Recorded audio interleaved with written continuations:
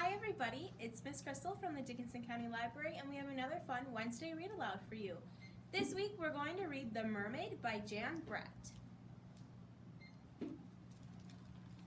Under the sea, an octopus family got ready for a swim before breakfast.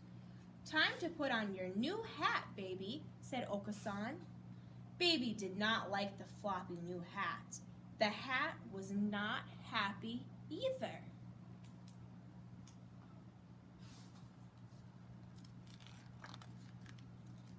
As the octopus family set off behind their house, a little mermaid spotted their front door. Kinero had been drifting in a warm current with her pufferfish friend. "Take care," Puffy warned. "You never know who may live there." "But I'm so curious," she said. Kinero sashayed towards the seashell house.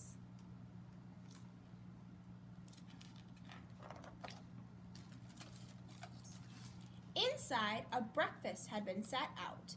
There was a great big shell, a middle-sized shell, and a little shell. Kinero took a bite from the great big shell. "Too crunchy," she said. The little mermaid tried the tender bites in the middle-sized shell. "Too slimy," she said. Puffy could guess what was coming next. Kinero sidled up to the little shell. In a minute, the tempting tidbit had disappeared. "Just right," she said. "All gone," said Puffy, as he wondered whose breakfast it really was.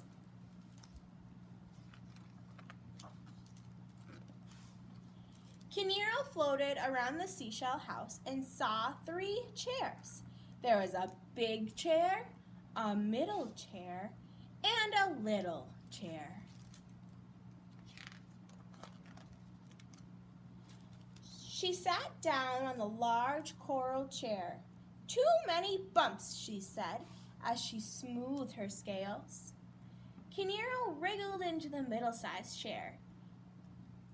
Down she went. "This chair is too slippery," she gasped. The little chair was the prettiest of all, and Kinero sat on it. "Just right," she said, and she gave her fins a flippery flip. All that wiggling broke the chair to bits.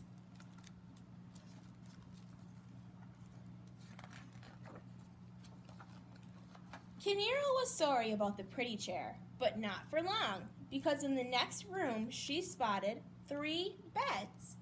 She and Puffy had been swimming for hours and were ready for a nap. She swam over and settled in. "What sweet dreams we'll have," she told her friend. But someone had been eating in that bed, and there were smashed shells and crab claws all around. "This bed is too messy," she sighed. She flopped down on the middle-sized bed.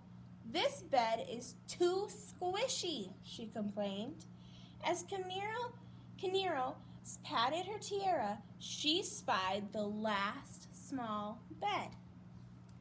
It rocked like a cradle in the tide. She set her head down on a pillow star and fell sound asleep. Soon the octopus family returned over the sandy shoals. Right away, Otasan saw his breakfast shell overturned. "Someone has been crunching on my crustaceans," he said, turning pink. Okasan huffed. "My breakfast has been splashed." She turned pinkish too.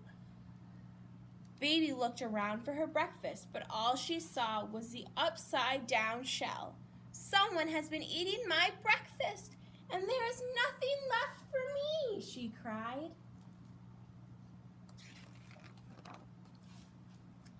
Otasan saw that his coral chair looked different. "Someone has been sitting in my chair," he announced, now even redder.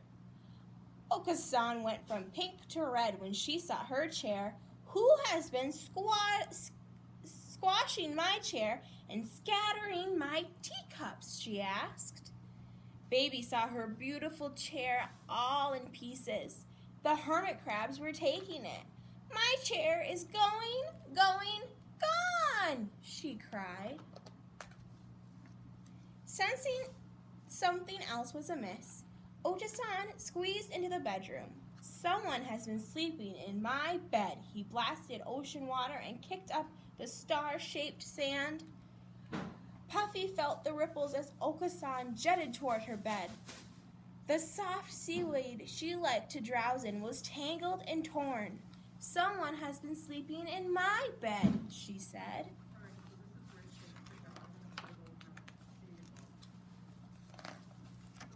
Baby octopus peeked inside her tiny bed. A beautiful mermaid was sleeping there. "Someone has been sleeping in my bed, and here she is." The little mermaid opened her eyes and saw the adorable octopus. The baby's eyes were soft and sweet. Her skin was shell pink. Her graceful arms danced, but she was wearing the oddest hat the little mermaid had ever seen. Kinero, who didn't like to see anyone unhappy, gasped. "That will not do." She thought about her tiara. Just then, all three octopuses reached for Kinero with their 24 arms. Puffy was ready. He puffed with all his might. Puffa, puffa, pokey poke, stickety stick. His sharp prickles did not let the octopuses near the mermaid. Kinero, Puffy, and their friend Ray floated away in the warm current. They couldn't stop smiling about the baby octopus.